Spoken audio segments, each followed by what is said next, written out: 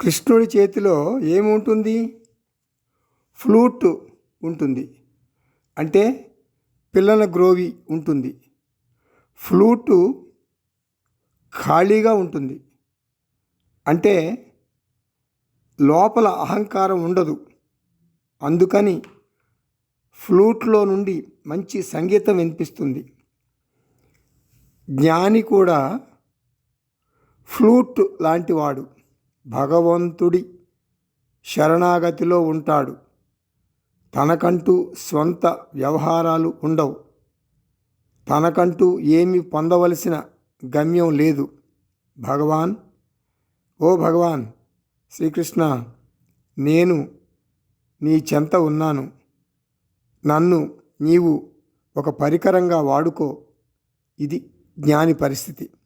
కాబట్టి జ్ఞానులు అందరి జీవితాలు పిల్లన గ్రోవిలాగా, అంటే పిల్లన గ్రోవి గానంలా, అంటే వేణు గానంలా ఎంతో మధురంగా ఉంటాయి. జ్ఞానుల జీవితాలు వేణునాదం.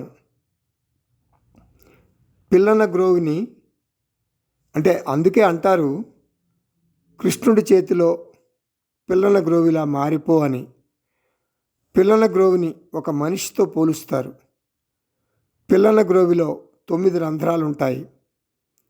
అలాగే జీవుడికి నవద్వారపురం ఉంది. నవద్వార పురే దేహే అంటారు భగవద్గీతలో. మరొక మాట చెప్తాను. జ్ఞాని జీవితానికి, జ్ఞాని దేహానికి శాస్త్రంలో ఏమీ ప్రత్యేకతలు ఉండవు, రిజర్వేషన్లు ఉండవు. అతని జీవితం పూలపాన్పు కావచ్చు, కష్టాల కడలి కావచ్చు. అయ్యో పాపం జ్ఞానికి చాలా కష్టాలు వచ్చాయి అని ప్రపంచం సానుభూతి చూపిస్తుంది. ఎందుకంటే జ్ఞాని శరీరాన్ని ప్రపంచం జ్ఞానిలాగే పవిత్రంగా చూస్తుంది. అయితే జ్ఞాని తన శరీరానికి కలిగేటటువంటి సుఖ దుఃఖాలను లెక్క చేయడు. కదిలిపోడు, పొంగిపోడు, కృంగిపోడు, సమత్వం పాటిస్తాడు. ఇవి అన్నీ అనాత్మలో జరిగే సంఘటనలు అని అనుకుంటాడు. ప్రశాంతంగా ఆత్మలో రమిస్తాడు జ్ఞాని.